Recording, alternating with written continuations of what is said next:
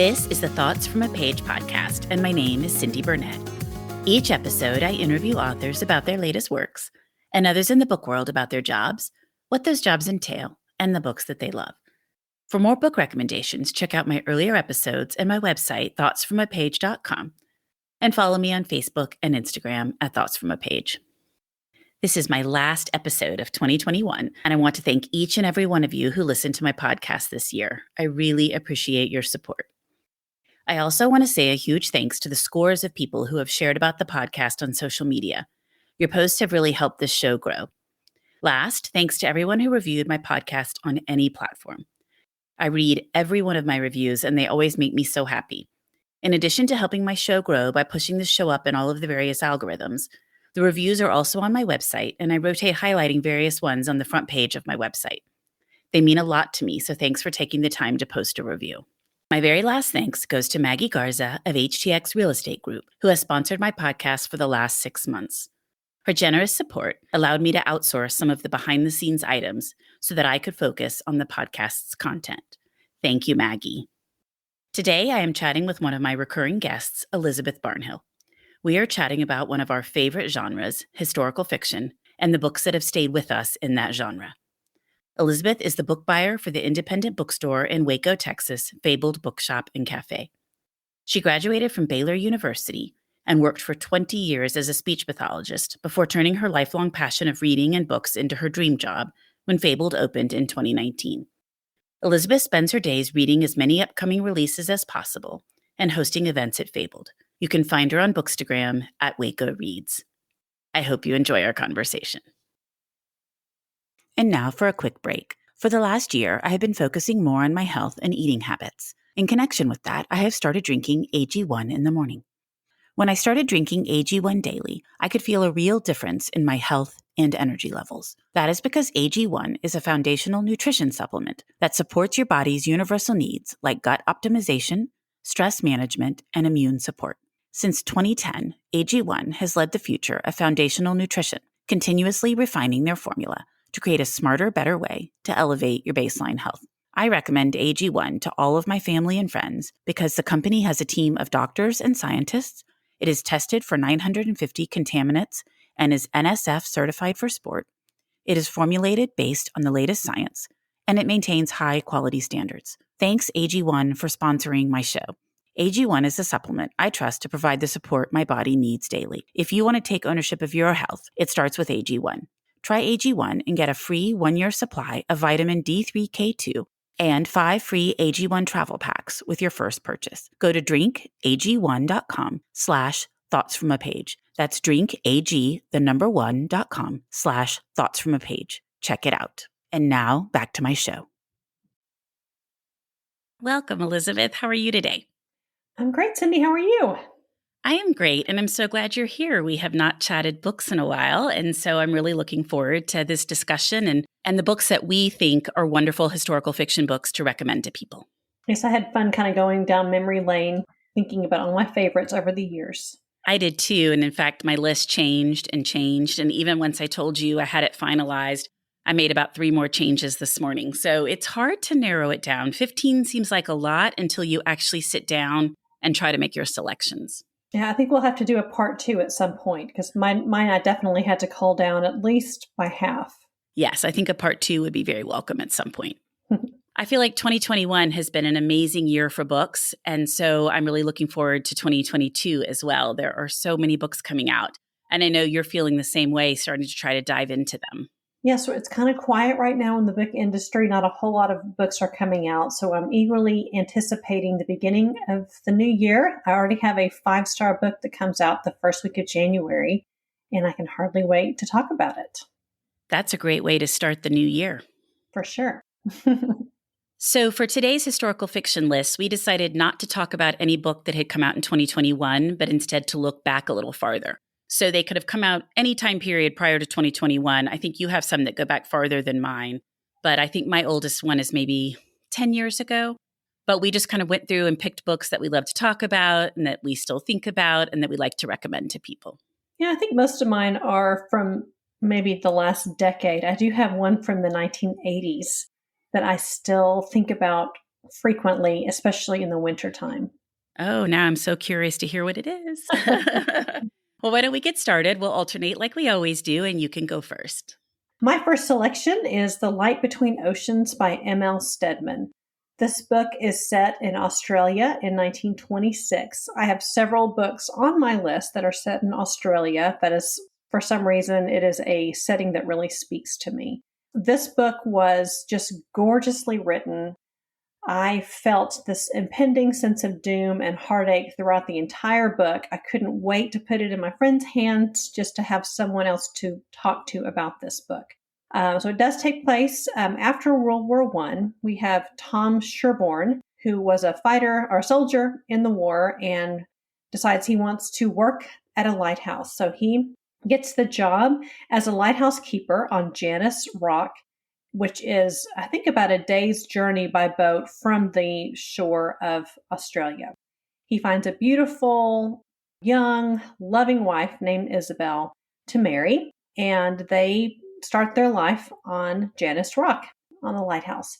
So everything is going swimmingly well, and then Isabel starts having several miscarriages, and she's just utterly devastated and wants to have a baby so badly. Well, one day, she is working on Janus Rock and she hears a baby crying, and the boat kind of runs ashore, and there is a baby in this boat and a dead man. So she immediately just feels like this was fate. She adores this child. Her husband, Thom, is a meticulous record keeper, and he was about to write in his log what happened, and Isabel begs him not to because she wants to have this baby, and she's been away from civilization long enough, no one would even know. Well, of course, as you can imagine, drama ensues, and I loved it. I would recommend it to anybody. That is The Light Between Oceans by M.L. Steadman. I loved that one as well, and it actually was on my list until this morning. And I was really debating back and forth. So I'm actually glad it came off since you're talking about it, because it's a wonderful recommendation. I loved it. One of my girls actually had to read it for school, and she really loved it. It's just a beautiful book. Agreed. So my first book is As Bright as Heaven by Susan Meissner. I love her books. She is one of the queens of historical fiction, and she has written a number of really great books. But As Bright as Heaven is my favorite of hers. As Bright as Heaven tackles the Spanish flu epidemic that struck the United States in 1918 and 1919, an event we all are too sadly familiar with at this point. Set in Philadelphia, Meissner's tale is fascinating and heartbreaking. Her characters are so well developed and authentic, and I just felt like they were people that I would spend time with myself. Using the 4 Bright females as narrators, the family's name is Bright, she unfurls their various stories slowly as the pages fly by. Each female character has a very distinct personality, and I love that she chose the perfect individual to reveal a particular secret or a particular fact. In her author's note, Meissner states that the Spanish flu was one of the deadliest diseases in history, significantly worse than the Black Plague, and she chose it because it was an untold story, which it was when her book first came out. This book is a particularly timely read today, as we have all endured our own pandemic in the last couple of years. And I feel like that there are so many points that she makes and different stories about the Spanish flu that are relevant to what we're going through today. And I just think about it all the time, and I love it, and I really recommend it. Well, that one was on my list too, but that's okay because my next selection, I cheated and made it 2 for 1. So, oh, good. I loved that one too. And I learned a lot about why we needed to have social distancing because of that book. So yeah, it's one I think about quite a bit as well. Good choice. Thank you. Yes, it was one of those that I loved it when I initially read it, but I really love it even more now, and I should probably go back and reread it with everything we've been through. Yes, and I think I've told you before, but Susan Meissner is my go-to favorite historical fiction author. I'll read anything she writes, and I always learn so much from her books.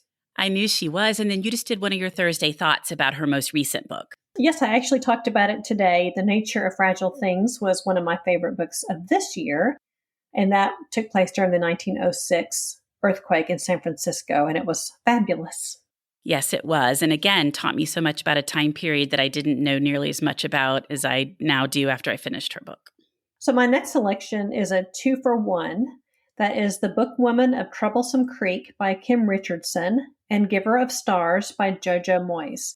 These books were released in 2019, and there was a bit of a controversy because Both books kind of had a similar theme. Both of them were set in Appalachia during the Depression, and both of the main characters were librarians who were on horseback and brought books to the poor people in Appalachia while on horseback. So they would go and bring a book to somebody or a magazine and let them enjoy it, and then come back a week later to change out the books.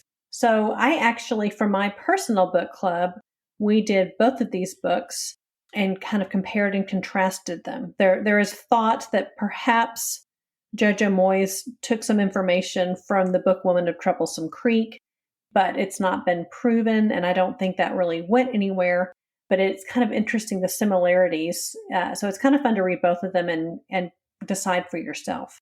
But I gave both of them 5 stars. In my opinion, I felt like the Bookwoman of Troublesome Creek was actually more about the blue people of Kentucky, where there's some kind of a DNA issue where this certain family had a bluish tint to them. And Cussie is the main character, and she is a blue person living in Kentucky. And I felt like that had a little more of an indie feel to it, where Give Her a Stars was a little more commercial, but I really can't tell you which one I loved more. And I loved both books with the main characters in both of the books so much. So I recommend both of them, and they're both on my favorites of forever list.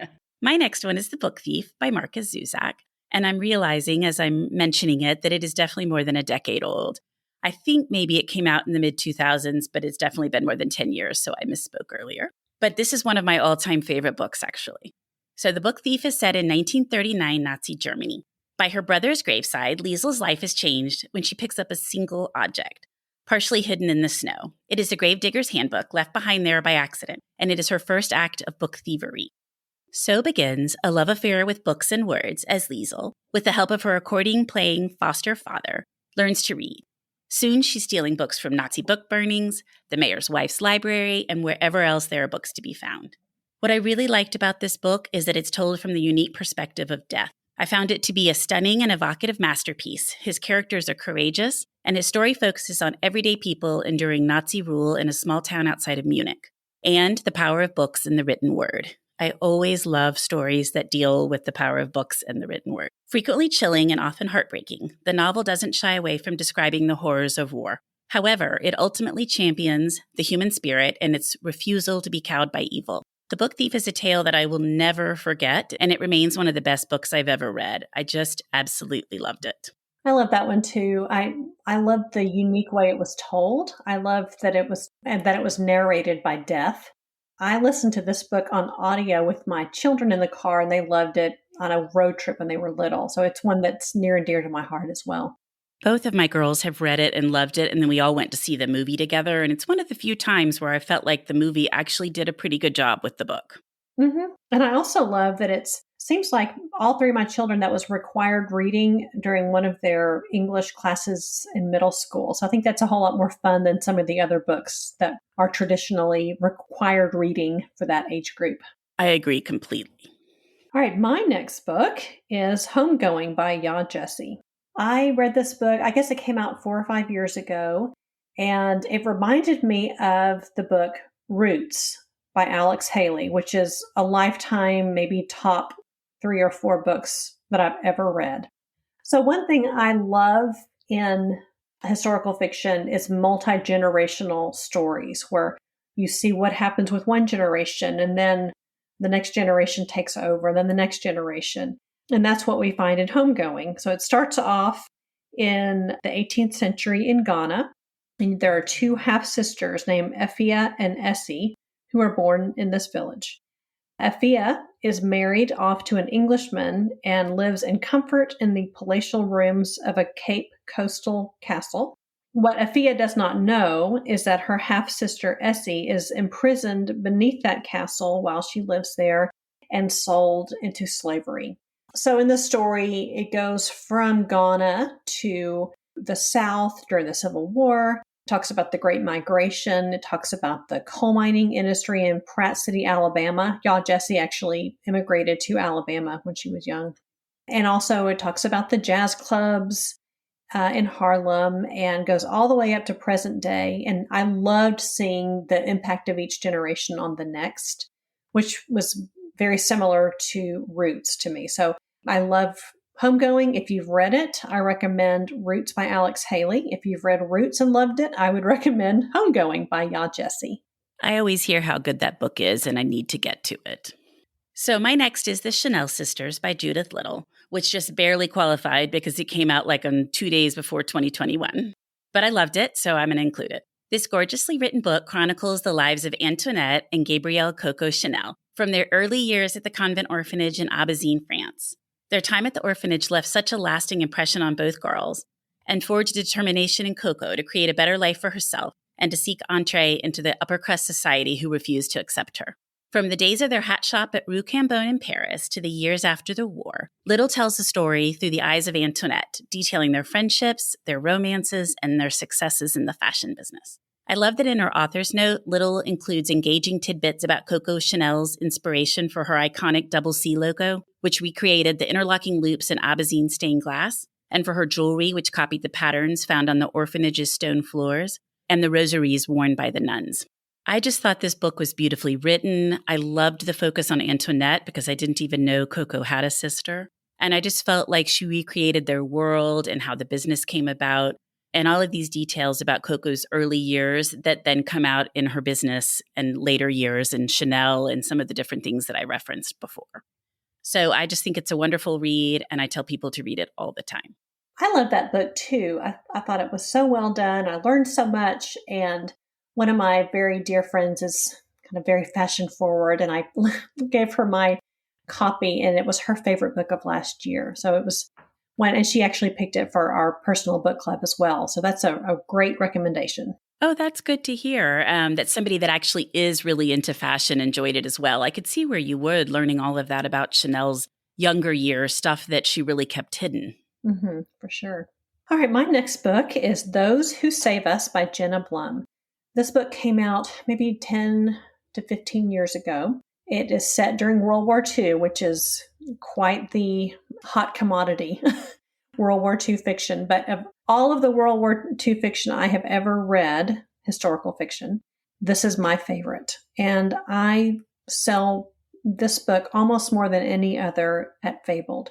We can hardly keep it in the store, which is unusual for a book that is as old as it is.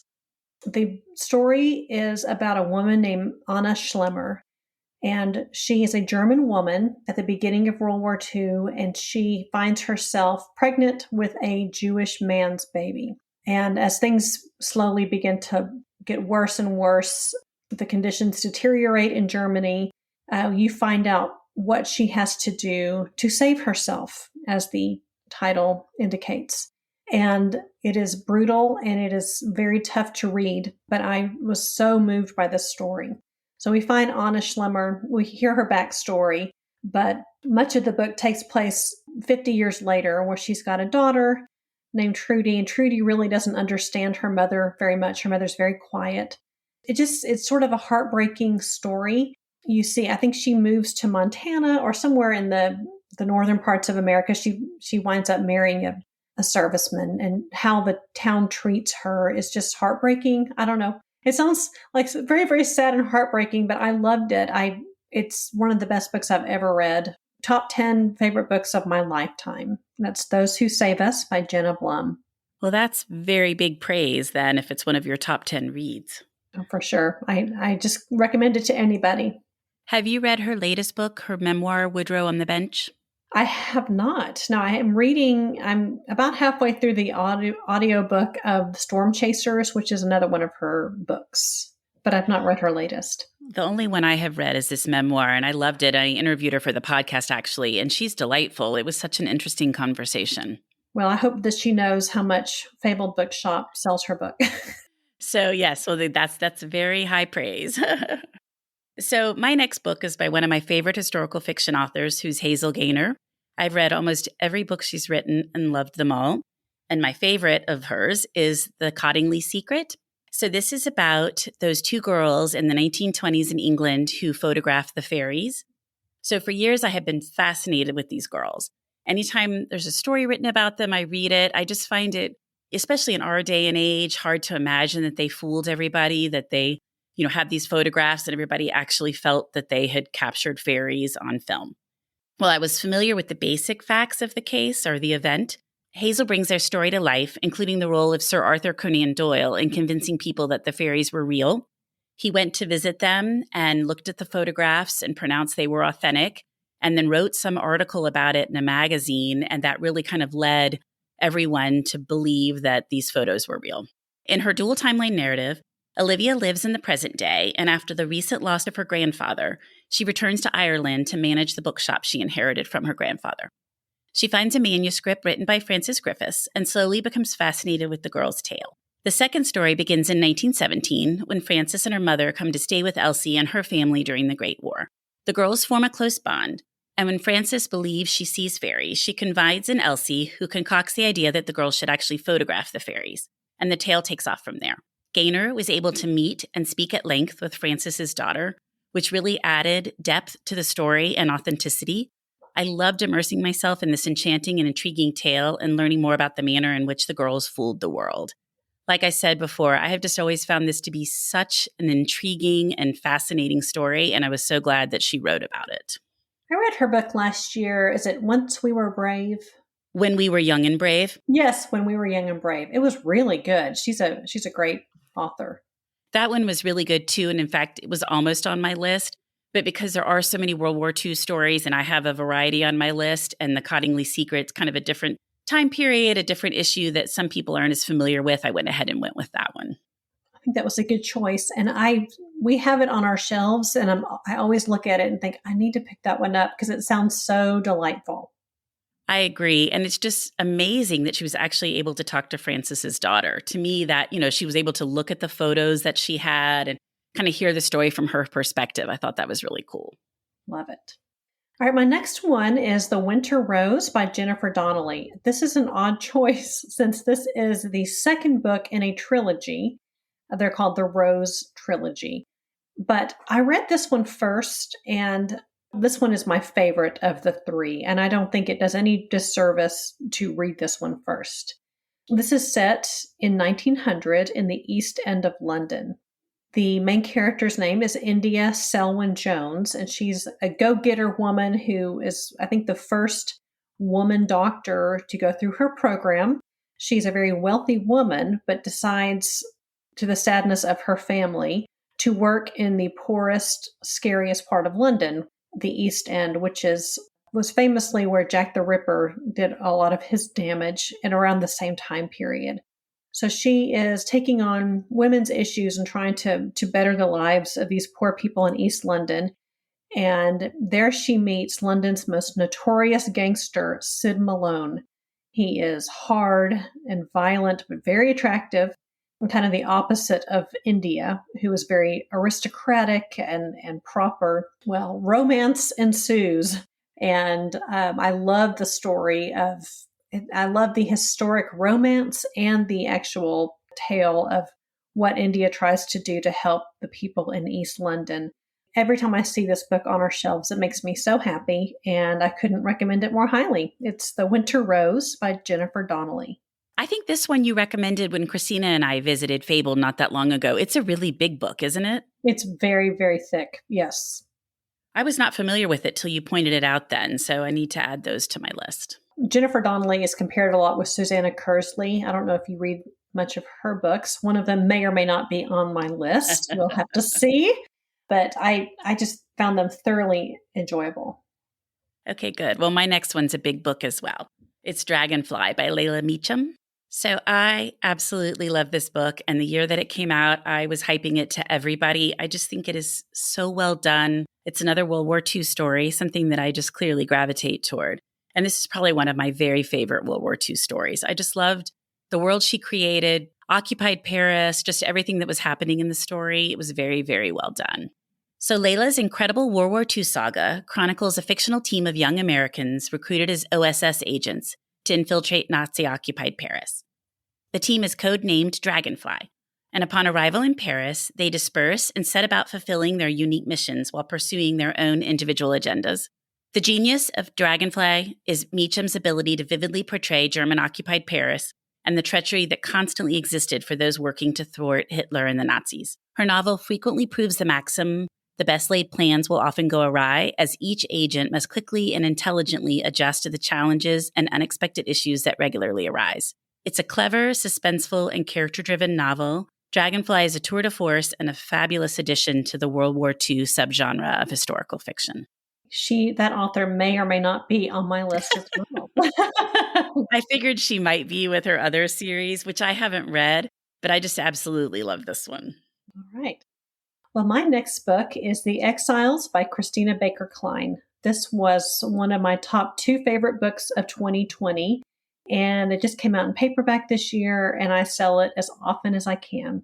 So Christina Baker Kline was very interested in Australian history, and there's a very interesting small time frame in the 1800s where Australia was a penal colony for England. So all of the thieves and criminals were shipped to Australia. Well, they realized after a while what they need were women there as well to help populate the country, the continent.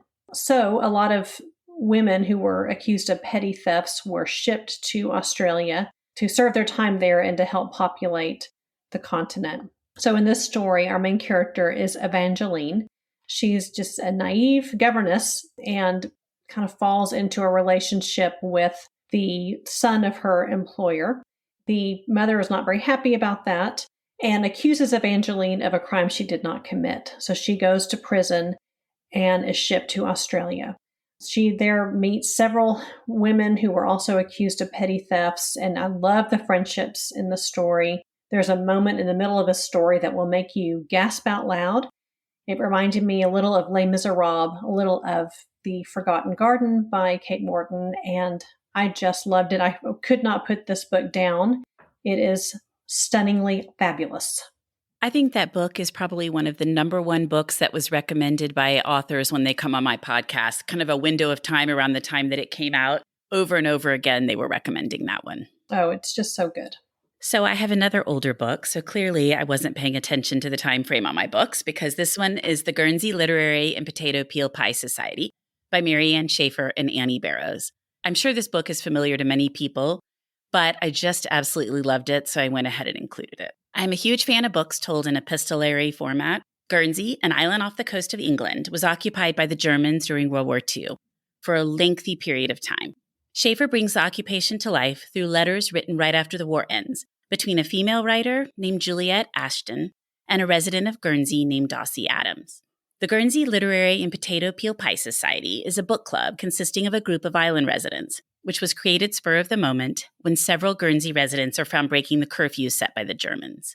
Juliet is enthralled with everything about the book club, its reading choices, its offbeat members, and what life was like on the island under German occupation.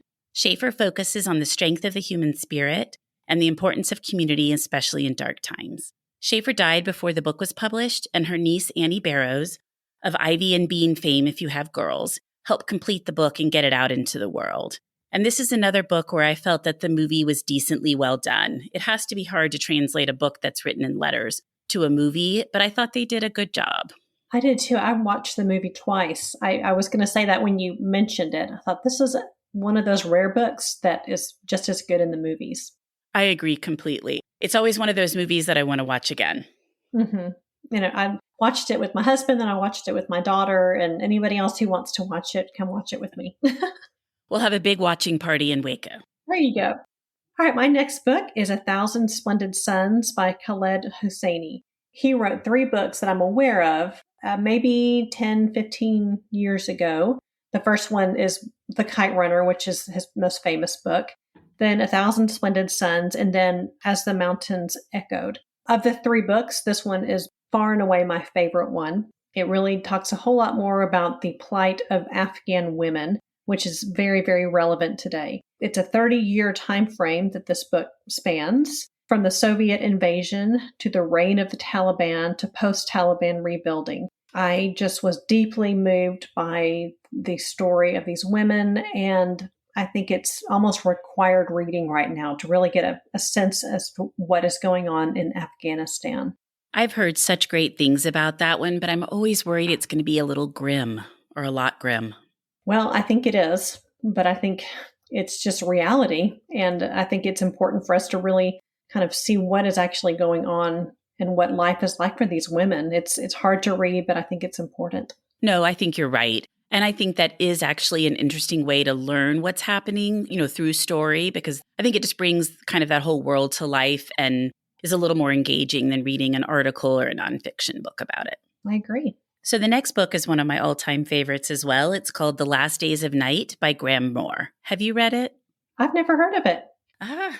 It's really, really good. So as the book opens, George Westinghouse and Thomas Edison are in the midst of a massive battle over who owns the light bulb, and therefore who will have the ability to electrify the United States. Both men are fighting for the right to have their name linked to this great invention. Westinghouse hires a young attorney named Paul Cravath to represent him in the numerous lawsuits brought by Edison. Over 300 lawsuits were brought by Edison about this issue, related to the ownership of who owned the light bulb. Moreover, Westinghouse and Edison are battling over which type of current, direct or alternating, will prevail. Moore incorporates so many fascinating facts related to the dispute and its effect on our world, including the attorney Paul Cravath, who's responsible for the law firm hierarchy system that still exists today, all of the details relating to Nikola Tesla and his role in the electricity process, and the references to Henry Ford and the fact that he worked early on for both Edison and Westinghouse, something that I wasn't aware of. Moore also manages to convey what the advent of electric light meant to our society. Factories and businesses are no longer bound by when the sun rises and sets. Crime is diminished in public areas at night, and day and night are no longer so distinct. Each chapter cleverly begins with a quote that is relevant to the subject of that chapter, which I thought was a wonderful addition. The book is a huge page turner, and I recommend it all the time, and not a single person has come back and said they didn't like it. It's just one of those, it reads like a thriller, but it's historical fiction. Well, I'm going to have to add that to my TBR.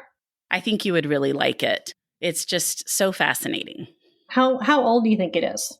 Yeah, I have to guess on that too. Probably 10 years old. I'm terrible with timing, but it's been around for a while. He had a book come out in the last few years. It was The Holdout? Yes, The Holdout, with the telephone on the cover. And I didn't like that nearly as well because I kind of figured out parts of it or whatever. But this one I think is just amazing. And I think also he's written some screenplays or something else like that. He also wrote The Sherlockian, which is one that I really, really enjoyed. Well, he's a wonderful writer, and it's just such an interesting subject matter. Very good. All right, my next one is very, very high on my lifetime favorites list. It is The Forgotten Garden by Kate Morton. I read this book when it came out. This was my first Kate Morton book, and I thought, oh my gracious, I want to read everything this woman has ever written or will ever write. The beginning of the story, again, this is an Australian novel. At the beginning of the story, there is a foundling, a little girl who shows up on a ship sent from England to Australia. She's all by herself. And that's the beginning of the story. So we've got this foundling. We have an old book of dark fairy tales, a secret garden, an aristocratic family, a love denied, and a mystery. And that takes place mostly in the past. In the present time, we have Cassandra, who has just lost her dear grandmother, Nell, who she dearly, dearly loved. Nell dies and leaves Cassandra her dark fairy tales written by Eliza Makepeace. So Cassandra really wants to learn more about the mystery, and she kind of follows what happened years and years ago. And I loved it. The writing is stunning. I finished it and thought this is one of the very best books I've ever read. And I stand by that to this day. That's The Forgotten Garden by Kate Morton. I love Kate Morton and her books, and I didn't include it because I knew you would. And so I figured you could talk about it, and I'd just chime in and say, yes, that's a wonderful book. And I actually really like all of her books. And I was thinking while I was making this list that she hasn't had a new book come out in a while. Well, she wrote The Clockmaker's Daughter a couple of years ago, and maybe it was last year. Yeah, I think it was like 3 years ago because it was definitely pre-pandemic. And I actually saw her speak at Book Expo about that book. So maybe it was 2 years ago. I actually really liked it, but I know I'm in the minority. I thought that book was great. Like I said, I just like all of her books, but I did hear her speak about it before I read it. and explained kind of where she got the idea and what she was trying to accomplish. So I wonder if that kind of framed it up a little bit differently for me. It could be, and it may have been a couple of years ago, but for me, my favorite Kate Morton books are The Forgotten Garden and The Secret Keeper. None of them have come close, in my opinion. Or they're just, actually, I would just say they are my favorites. A lot of people like The Distant Hours as well. The Lake House and Clockmaker's Daughter are maybe not quite as well received as the earlier stuff, but I'm a Kate Morton fan for life. I agree completely with what you're saying. I just happen to, like I said, to be kind of in that small minority. But I've often wondered if it was because I heard her talk about it. But I hope she will come back with a new book sometime soon. Me too. So my next one is The Lost Letter by Gillian Cantor. This is another World War II story. As you can tell, I love World War II.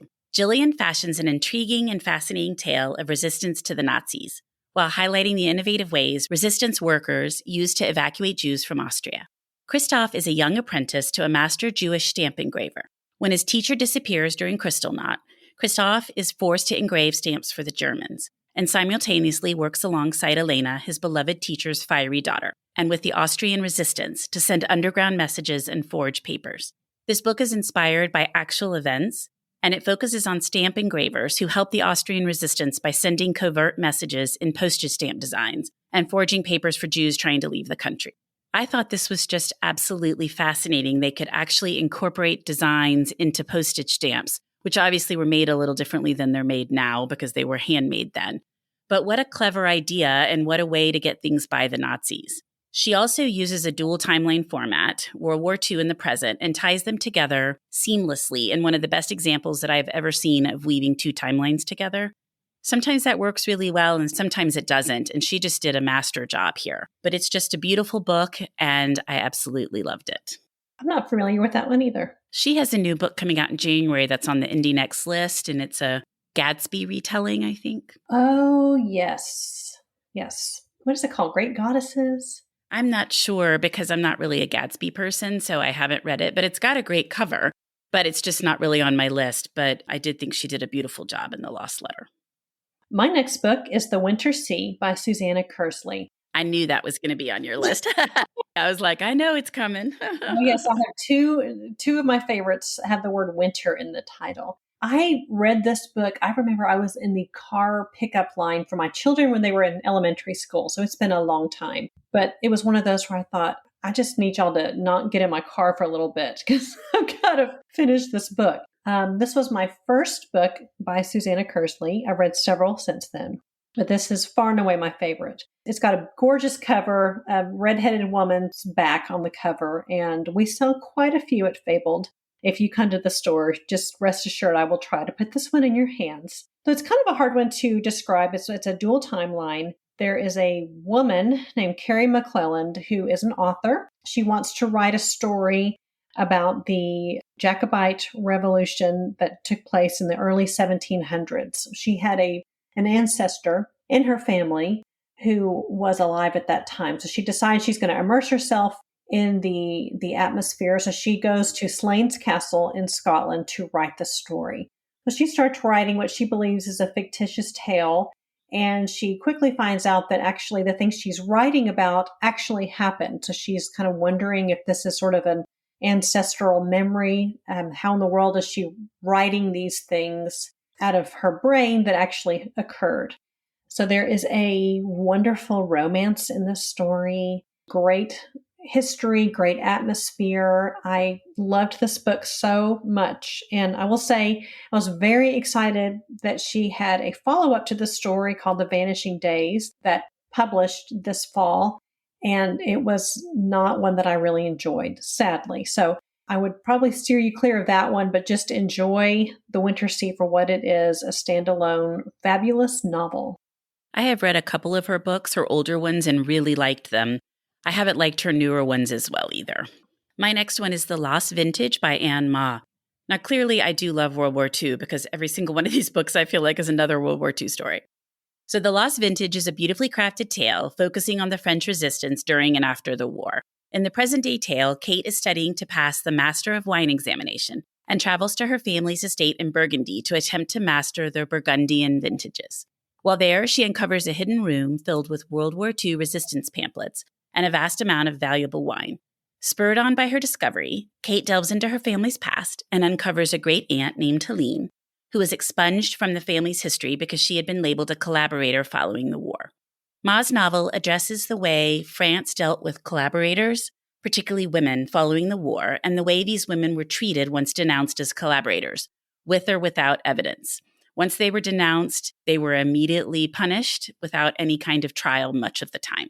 Ma also writes an in-depth article for Time magazine that came out about the same time about this subject matter, and it serves as a great companion piece to the book, I think. Sounds great. It is great, and it has a really beautiful cover as well. I'm a sucker for a good cover. I do judge books by their cover. And you know I do.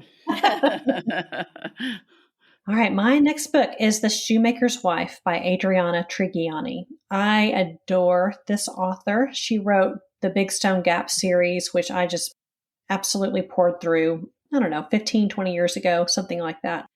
This is just a wonderful, sweeping, epic historical fiction that begins in the early 1900s in Italy. And we meet Enza, and I think it's Ciro, Ciro is the name of the son. I'm not Italian. Is that Ciro or Ciro? Maybe I'll call him or Ciro. Cairo? Oh, mercy. I don't know. Yeah, I don't know. I'm going to call him Ciro, and y'all just know I'm just speaking Texan. Exactly. They lived near each other when they were children, but eventually both of them moved to New York City. Ciro becomes a shoemaker. Enza she works at a factory in Hoboken, New Jersey. They find themselves in love and they get married. Ciro winds up fighting in World War I. Then they wind up eventually settling in northern Minnesota. So this book is just a very good example to me of a sweeping, epic story that spans a century and several continents and war. And it was just beautifully, beautifully written. I gave it 5 stars, and I love to sell this little beauty. I have read that one as well and really love it. And she has a new one coming out next year. She does. Comes out in April. I'm making myself wait to read April new releases, but I'm looking at it right now. It sounds really good as well. So my next is a post-World War II story, so at least I have left the war a little bit, and that's Miss Graham's Cold War Cookbook by Celia Reese. This tale is set in Germany following World War II and follows Brit Edith Graham as he joins the Control Commission, an entity that hires civilians to rebuild war-torn Germany. Edith is tasked with setting up schools, and she is not welcome by the Germans she is trying to help. Before she leaves London, she is recruited by the OSS to spy while in Germany and send back intelligence through recipes she gathers as she travels. However, when Edith arrives, she realizes that many of the people in occupied Germany are not at all what they seem. Reese brings the post-war country to life, the devastation, the rush to find war criminals, the lack of food and shelter, underground Nazi movements that hope to reemerge, and the slow uncovering of vicious Nazi experiments on humans. It's masterfully detailed and it's super atmospheric. It transported me straight to post-war Germany with an intriguing cast of characters. So that is Miss Graham's Cold War Cookbook by Celia Reese. I gave that one, the arc of that, to my mother, and she really loved it. I just liked it because I felt like it was a different take, one on a historical fiction tale, kind of a different perspective, but also I knew nothing about post-war Germany, and so I felt like I learned a lot. There was a lot more happening there than I realized. I think the Cold War is the new World War II, don't you think? There's a whole lot of Cold War books coming out. I definitely think so. And it's an interesting time period, and this kind of helps you understand when you read this book how it comes about with all the maneuvering and everything that was happening following the war. All right, my next book is Roses by Leila Meacham. So you mentioned her book Dragonfly, but Roses is part of a series of hers. I think the other one's called Somerset, but I loved it. The best way I can describe this book is it is a East Texas version of Gone with the Wind. And I just ate the whole thing up. There are 2 warring families in this town. One of them is a cotton tycoon. The other is a timber magnate. There's an unrequited love story. And again, just sweeping drama. And I loved it from page 1 to the very end. Yeah, if you love Gone with the Wind, or a good story about Texas, definitely pick up Roses by Leila Meacham. So my next book is The Mountain Sing by Nguyen Phan Quay Mai. This book is absolutely beautiful. It is so well written. It's her English debut because she's Vietnamese and she's a Vietnamese poet. So she'd published a number of books in Vietnam about her poetry. But she actually wrote this book in English, which was just absolutely amazing to me because her grasp of the language and the way she's able to tell the story is just simply awe-inspiring and amazing. I don't even know how else to describe it. But her English debut follows multiple generations of the Tran family against the backdrop of Vietnam's heartrending 20th century history. From the rise of the communist government in North Vietnam to the years of conflict during the war itself, The Mountain Sing is historical fiction at its very finest. It highlights the impact and cost of the events that led up to the Vietnam War, but from the Vietnamese people's perspective, while interweaving the language and traditions of their culture. Mountain Sing is not only a glimpse into Vietnam, but is also a cautionary tale about the impact of a decades-long conflict on the people living through it. I needed lots and lots of tissues, and the family's experiences will stay with me for a long time. This was one of my top reads for 2020, and I am anxiously awaiting her next book. Beautiful cover, too. It definitely is a beautiful cover. All right, my next one is The Fever Tree by Jennifer McVeigh. I recently talked about this one on my Instagram, but I'd like to mention it again here. For some reason, it doesn't have the greatest Goodreads reviews, which I'm really surprised. I read it and gave it 5 stars and picked it for my personal book club the next month. Interestingly, I just realized 3 of my books start off in England, and then there's a ship crossing to either South Africa or Australia. So this is the third of that genre. So Frances is left destitute in England in the wake of her father's sudden death. And she's just sort of kind of a spoiled brat. And she has to marry a man that she really doesn't love. She doesn't understand him. He seems dark and brooding. And so he decides he is going to be a doctor in South Africa. So she's forced to leave England and get on a ship. And here on the ship, she meets another man. And he is so handsome and charming. And there's a little love triangle here. You learn a lot about the diamond industry in Africa. There is just a beautiful love story in this. And I don't want to even say who it's with, but it is absolutely lovely. It reminded me of the movie, The Painted Veil. It's just so heartwarming to see. So you just see Frances go from this spoiled brat to really maturing and becoming the woman she needed to be. It is beautiful, and I love selling it. That is The Fever Tree by Jennifer McVeigh. I've never heard of that book, and I somehow missed your post, so I'm going to have to look it up. So if I see the cover, maybe it will ring a bell, but I don't think I know it. Yeah, it kind of talks a lot about the history of South Africa and the diamonds and the smallpox epidemic, and I loved it. I loved the love triangle in the story.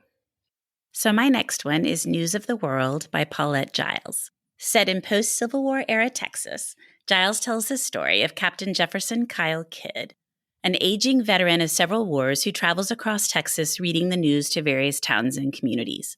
When the book opens, Captain Kidd is asked to transport 10-year-old Joanna, who was recently released from captivity by the Kiowa, to her relatives near San Antonio. The pair begins their journey in Wichita Falls, Texas, by the Red River in Indian Territory, and makes their way south through areas fraught with danger due to the terrain, the various warring Indian tribes and bands of raiders taking advantage of the lawless Reconstruction-era Texas. I was completely unfamiliar with the concept of a newsreader who travels from town to town disseminating important stories from around the world, and found myself fascinated by Kidd's profession. One focus of the book is the difficulty Joanna experiences trying to assimilate back into her native-born culture, an issue many children captured by various Indian tribes experienced upon return to their families or towns. Giles weaves this thread throughout the story, and even includes an author's note at the end with additional information on the topic. I love this book so much when I read it, and I regularly recommend it to people. We watched this movie with my teenagers who really became invested in the story and still ask me questions about it, and we still talk about it regularly. I just thought it was such a beautiful story. I was completely unaware of the fact that white children who were taken by Native American tribes and then returned almost always could not assimilate back into their culture, and some of the reasons why people think that was the case. So I just, all the way around, thoroughly enjoyed it. It's a small book. It's not a really quick read. She doesn't use quotation marks, so you have to kind of go a little bit slower with the dialogue, but it is a small book and it's just a beautifully done story. I love that one. I think my favorite of hers is Stormy Weather, which takes place also in Texas during the drought of the 1930s. I don't think I've read that one. It was really good. I highly recommend it. Well, good. Again, I'll add another one to my list. All right. My next one is Mudbound by Hilary Jordan. I read Mudbound right around the same time as I read The Help, which I loved. The Help. It's still one of my very favorite books. It hasn't aged as well, I guess, now, but Mudbound kind of reminded me of a grittier version of The Help. In this story, it takes place in 1946, right after the war in the Mississippi Delta. And we find that one of the main characters, named Laura, her brother-in-law, Jamie, fought in the World War II alongside Ronsell Jackson, who was a black sharecropper.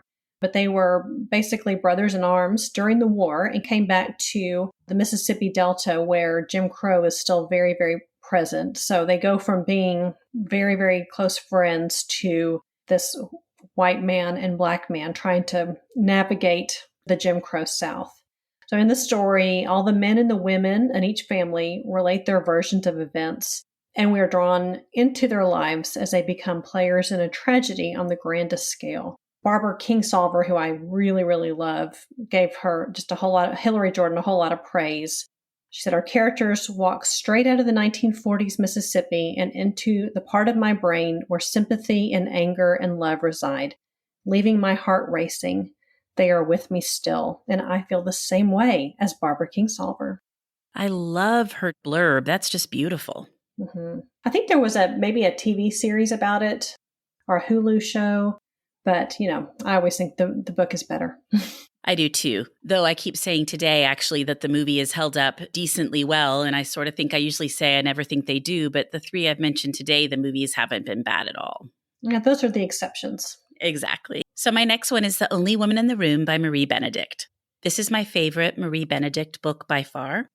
It's about Hedy Lamarr, and I always love anything that takes place in the golden age of Hollywood, so I'm sure that's partly why this story resonates so much with me. But The Only Woman in the Room chronicles the long and accomplished life of Hedy Lamarr, a Hollywood screen star from the 1940s and 50s.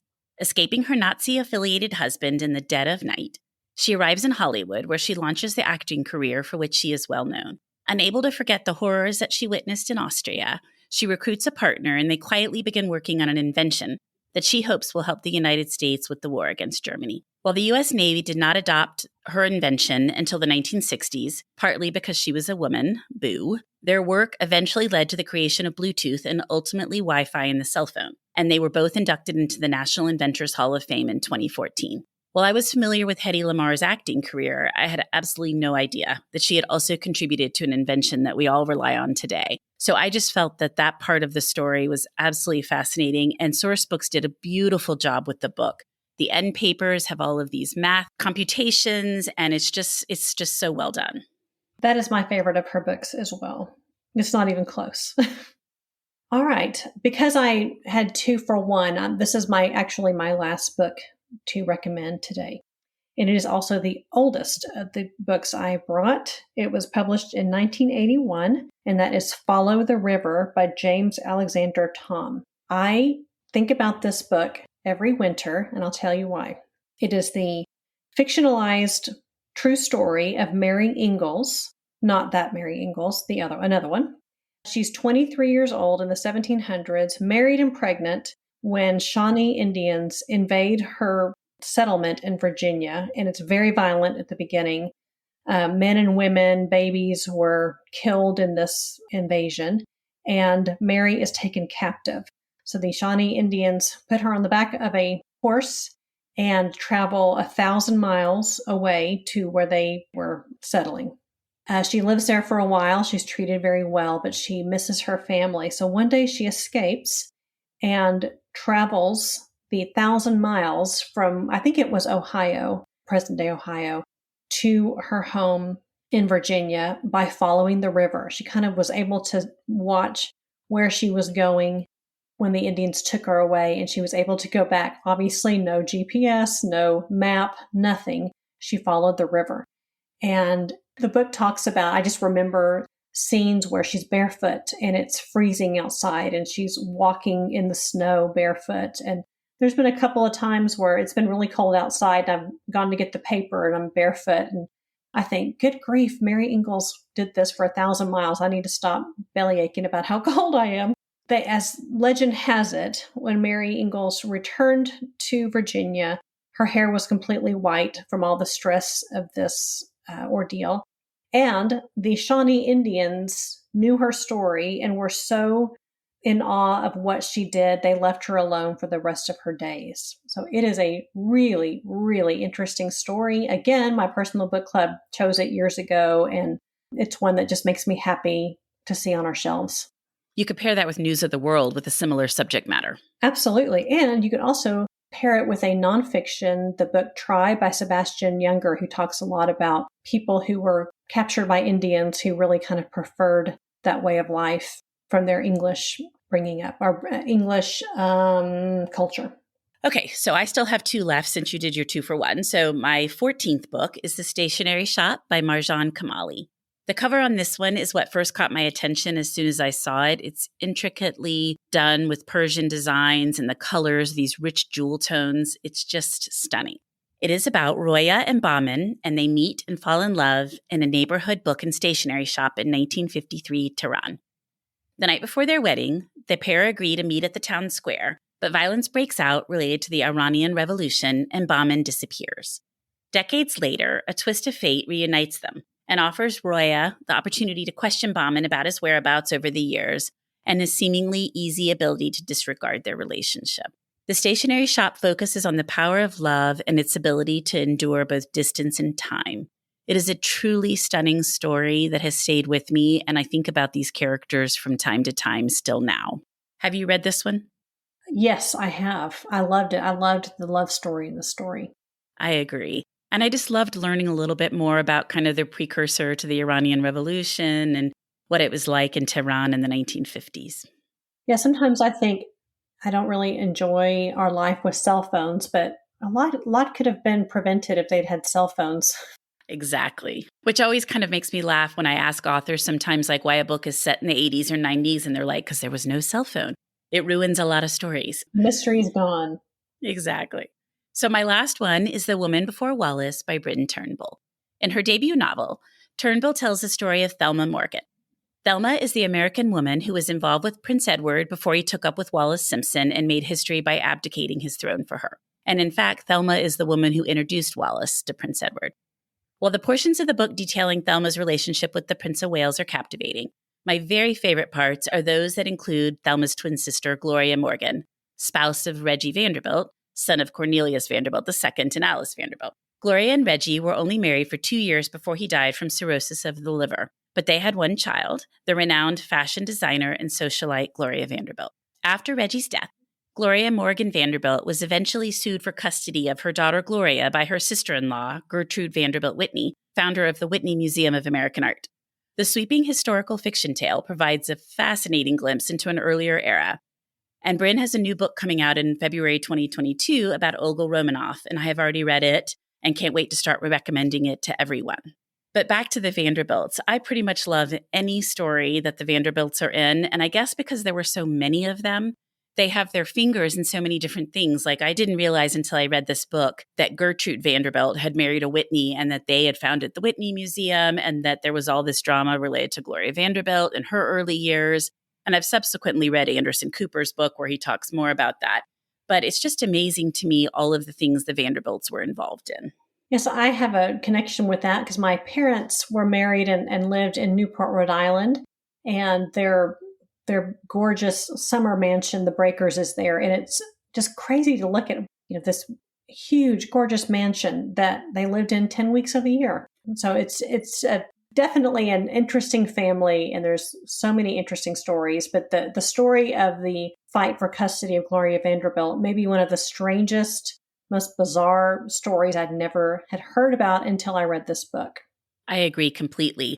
And I was just up in Newport in the fall, and you had given me some great recommendations on places to eat. But yes, it's just amazing to see some of those homes like the Breakers and then Alva's home, Marble House. Just kind of crazy that they spent such little time there but built those ginormous homes. Yes, this was before income tax. Yes. We could have done the same thing. Yes, absolutely. When you walk the cliff walk, there are some of these homes that are owned by the Conservation Society or other independent groups that are having the homes open to tour, but there are plenty that are privately owned still today, which I just find mind-boggling. Mm-hmm. It's a beautiful area. It is. We had so much fun there. But Elizabeth, thank you as always for joining me. I love historical fiction, so this was a particularly fun one to delve into. You actually mentioned some books I'm not even familiar with at all, so now I've got an even longer list and can't wait to go back and pick up some of them. Yes, I'm the same way. There's several here that sound so interesting and reminds me how much I love historical fiction. Me too. So thanks again, and I look forward to you coming on again next time. Thank you so much for listening to my podcast. If you like this episode, and I hope you did, please consider becoming a page turner in my Patreon program. Follow me on Instagram at Thoughts From a Page. Tell all of your friends about the podcast and rate it or subscribe to it wherever you listen to your podcasts. I would really appreciate it. Thanks to Maggie Garza of HTX Real Estate Group for sponsoring my podcast, and I hope you'll tune in next time.